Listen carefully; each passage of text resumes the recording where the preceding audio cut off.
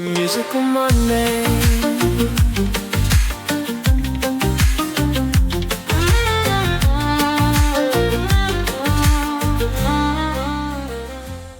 Hi, welcome to musical Monday.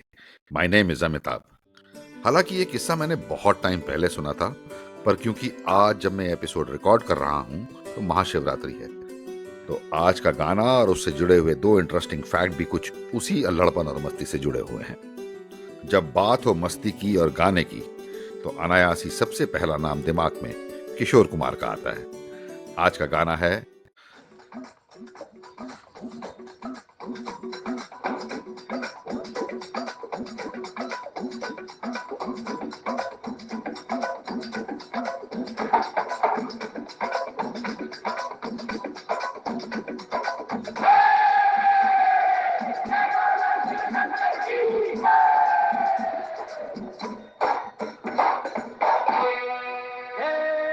जय जय शिव शंकर घाटा लगे न Shankar. This song is from the movie आपकी कसम, जो एक रोमांटिक फिल्म थी, और इसके लीड रोल्स में थे superstar Rajesh Khanna and my first crush Mumtaz. Supporting roles में थे संजीव कुमार, रहमान, असरानी और ए के हंगल। इनके बिना तो शायद उस समय कोई फिल्म पूरी भी नहीं होती थी।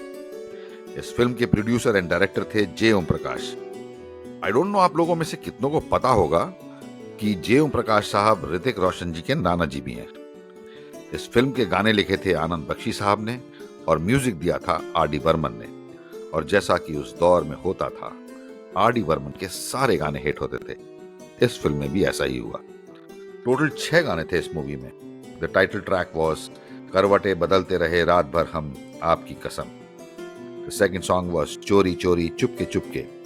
The third song was pass नहीं आना दूर नहीं जाना, तुमको कसम है कि आज मोहब्बत बंद है।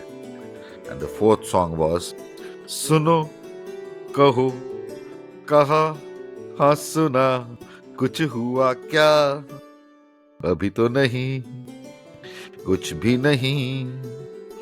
और मेरे मम्मी पापा बताते हैं कि मेरा पहला गाना था जिंदगी के सफर में गुजर जाते हैं जो मकान वो फिर नहीं आते।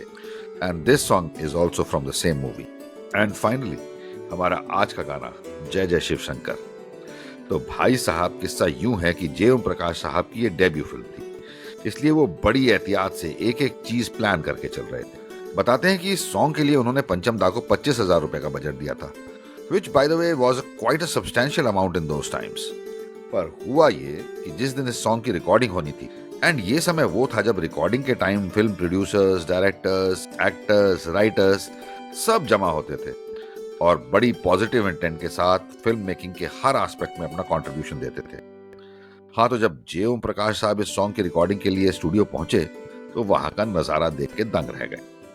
स्टूडियो के अंदर बाहर बड़ी भीड़ जमा थी। अंदर जाके उन्होंने पंचम दा से पूछा, ये सब क्या है? तो पंचम दा बोले, ये सब भी इसी सॉन्ग का हिस्सा हैं और अलग अलग आवाजें निकालने वाले हैं।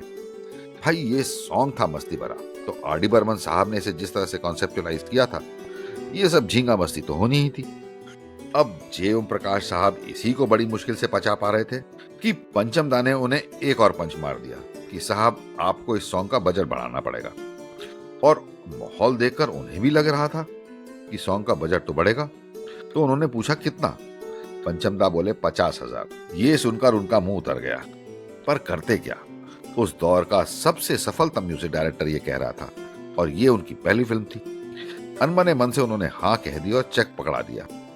दिल में इतना दर्द था कि वो बार बार ताना मारने लगे कि क्या यार, 50,000 खर्चा करा दिए। अब थोड़ी देर में एंट्री हुई लता जी और किशोर कुमार की। स्टूडियो में खुशनुमा माहौल देखकर इन लोगों के चेहरे पे भी मुस्कान आ गई, which certainly had a rubbing effect on the musician and the other people too।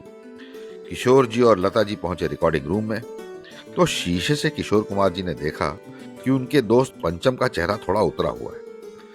अब जो आर डी बर्मन के ऑफिस के अंदर हुआ था, ये तो सिर्फ वही जानते थे, बाकी किसी को तो कुछ पता नहीं था। इसलिए उत्साह और मस्ती का माहौल चल रहा था। किशोर कुमार ने लता जी को बोला, मैं अभी आता हूँ, और वो पहुंचे पंचम दा के पास। दोस्ती में यार लोग अपने दोस्त का हाल बिना उनके बोले पहचान जाते हैं। किशोर कुमार भी भांप गए कि कुछ तो गड़बड़ है। उन्होंने पंचम दा को साइड में ले जाकर धीरे से पूछा, क्या बात है बांगड़ू, मूड क्यों खराब है? फिर पंचम दा ने उन्हें बताया कि यार जे ओम प्रकाश कई बार ताना मार चुके हैं कि 50,000 खर्चा कर दिए। इतना सुनना था कि किशोर कुमार जी के दिमाग में कुछ शरारत घूम गई। उन्होंने बड़ी विश्वास भरी मुस्कान के साथ पंचम को बोला, गाना हिट होगा, चिंता मत करो। पंचम भी अपने दोस्त की बात से आश्वस्त हो गए और रिकॉर्डिंग शुरू हुई। वही अल्लड़पन, वही मस्ती के साथ गाना रिकॉर्ड हो रहा था। हमेशा जब आप अपने पूरे दिल से भाव विभोर होकर कुछ काम करते हैं ना, तो उसका अच्छा परिणाम होता ही है। जब सॉन्ग एंड में क्रिसेंडो में पहुंचा और टेम्पो बढ़ा, तो किशोर कुमार जी ने अपनी तरफ से उसमें कुछ कह डाला जो ओरिजिनल सॉन्ग में था ही नहीं। उनका sense of music, humour, timing इतनी परफेक्ट थी कि किसी को पता ही नहीं चला that the last portion wasn't even part of the song. उन्होंने गाने में ही जोड़ दिया, बजाओ ईमानदारी से बजाओ, अरे बजाओ बजाओ बजाओ खर्चा कर दिए, अरे ईमानदारी से बजाओ बेटा।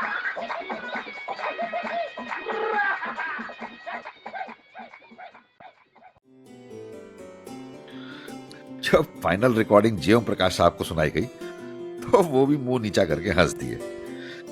ये सॉन्ग उस समय के बड़े प्रतिष्ठित बिनाका गीत माला के दूसरे पायदान पर भी पहुंचा था। It was a big big hit. ये तो थी एक इंटरेस्टिंग बात। दूसरी बात ये थी कि सॉन्ग में किशोर कुमार जी ने बड़ी पिक्यूलियर सी हंसी भी हंसी है।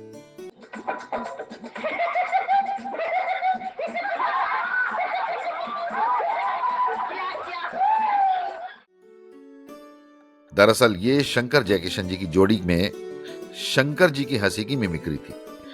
भाई कमाल ही थे हमारे किशोर कुमार साहब। अगर आप लोगों को भी ऐसा कोई रोचक किस्सा याद हो या मिले तो मेरे साथ शेयर जरूर कीजिएगा। आज के एपिसोड की मस्ती का करता हूं अंत। Have a musical Monday.